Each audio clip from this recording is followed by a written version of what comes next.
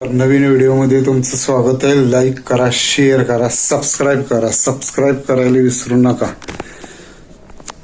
आत्ताच बघितला, आत्ता म्हणजे आता आधी 1 वाजता आलो घरी, जेवलो आणि मग आता म्हटलं रिव्ह्यू द्यावा. तर धुरंधर हा सिनेमा बघितला. सकाळचा 9चा शो. मला वाटलं वाईट शो एक होतोय का नाही, पण होते काही माणसं, म्हणजे शो चालण्यावरती माणसं होती. नंतर 1ला गर्दी झाली. 9, 1, 5 आणि मला वाटते रात्री असा शो आहेत. तर सिनेमा अतिशय चांगला आहे. खूप मोठा सिनेमा असूनही कंटाळा आला नाही कारण हा सिनेमा आपल्या हृदयालाच हात घालतो. देशभक्ती आणि बलिदान काय असतं हे आपल्याला तो सांगतो. पूर्वीचे अनेक मी पिक्चर देशभक्तीचे बघितलेले.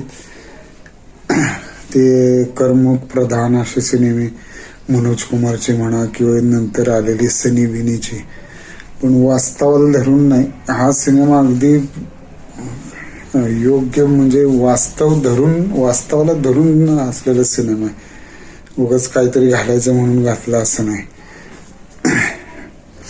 यात सुद्धा लांब प्रसंग आहेत, पण तरी अजिबात कंटाळा येत नाही. माणूस शांतपणे बघत राहतो आणि शांतपणे बघत राहायला पाहिजे असाच सिनेमा आहे. ज्याला शांतपणे बसून बघायचं नसेल आणि ज्याला मोबाईल बघायचा आहे त्यानं आपलं घरातच बसावं. पूर्वीच्या काळी असे चित्रपट चालले नसते, पण हा आता माणसं जरा विचार करायला लागली, शांतपणे डोक्याने पिक्चर बघायला लागले, त्यामुळे हे असे सिनेमा चालतायत. हे चित्र काय बातच निराळी, कारण ॲडव्हान्स बुकिंगमध्येच इतके पैसे कमवले ह्यानं. आणि म्युझिक राईट्स म्हणा किंवा इतर काही टीव्हीवर सिनेमा दाखवायचे जे काही राईट्स असतात त्याच्यातच इतके पैसे वसूल केलेत. आता नुसतं किती पैसे म्हणजे बॉक्स ऑफिसवर सुनामीच येईल. वाईत मात्र काय मला कळत नाही. म्हणावे अशी गर्दी होत नाही हल्ली वाईत. मागचा धुरंधर 838 का आसपास असं काहीतरी 840च्या आसपास, म्हणजे भारतात सांगतोय, फक्त भारतात. आणि ओव्हरऑल भरपूर 1000च्या पुढे गेलेला. मला असं वाटतं की हा सिनेमा भारतातच 1000 करेल आणि ऑल वर्ल्डमध्ये जास्त जाईल असं मला वाटतंय. रणवीर सिंगचं काम म्हणजे कामच आहे, भारीच काम आहे एकदम. त्याचे डोळे अतिशय बोलके, डोळ्यानंच तो बोलतो. ह्या सिनेमात बटबटीत संवाद वगैरे असतात, तसलं काही प्रकार नाहीये की एखाद्याला भरपूर संवाद मारतोय. अमुक देंगे तमुक देंगे लेकिन ये नहीं देंगे असलं काहीतरी ते देशावर संवाद असतात, तसलं काही प्रकार नाही. उगाच बाता मारणं एक म्हण आहे, इथं म्हणू शकत नाही. टिंब कम चिल्लाना जादा असं असतं त्या पिक्चर मध्ये. तसं नाहीये.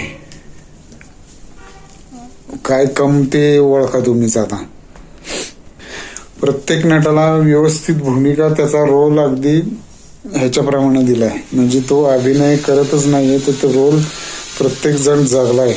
अगदी अर्जुन रामपाल त्या पाकिस्तानातला मोठा हे अधिकारी, ISS चा प्रमुख, नंतर तिथला तो राकेश बेदी राजकारणी. आणि 2 रहस्य आहेत, ती काय मी तुम्हाला आत्ता सांगत नाही. एक बडा साहेब, तर हा बडा साहेब कोण आहे ते तुम्हाला कळतं त्यात. आणखी एक रहस्य ते अगदी शेवटी कळतं. तर सिनेमा मी सांगत नाही, तुम्ही सिनेमा अवश्य बघा, मोठ्या पडद्यावर बघा. असले सिनेमे बघितलेच पाहिजेत. तर असे वास्तववादी सिनेमे निघतील. अभ्यास करून बनवलेले प्रत्येक गोष्ट अगदी बारकाईने बघण्याजोगे सिनेमे निघतील. तर तुम्ही ते टॉकीजमध्ये जाऊन बघितलं पाहिजे. सर्व धुरंधर मधलेच नट आहेत, फक्त अक्षय खन्ना नाही, कारण तो मागच्या ह्याच्यात खलास झाला. ह्याच्यात संजय दत्त हे होतो. आता तिसऱ्या भागाबद्दल काय, मला असं वाटतं बनवतील तिसरा भाग सुद्धा, पण तसं काही हिंट दिलेली नाही त्यात. सिनेमा जरूर जरूर जरूर बघा. सिनेमा चालणार आहे, भरपूर चालणार, म्हणजे धमाकाच होणार आहे, एवढं लक्षात ठेवा बॉक्स ऑफिसवर.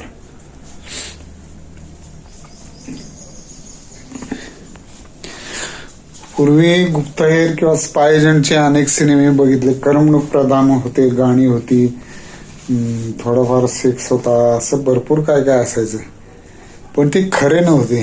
आता ते हा बघितल्यावर कळते की ते खरे स्पाय किंवा गुप्तहेर सिनेमे नाहीतच. ते आपले करमणूक साठी काढलेले सिनेमे.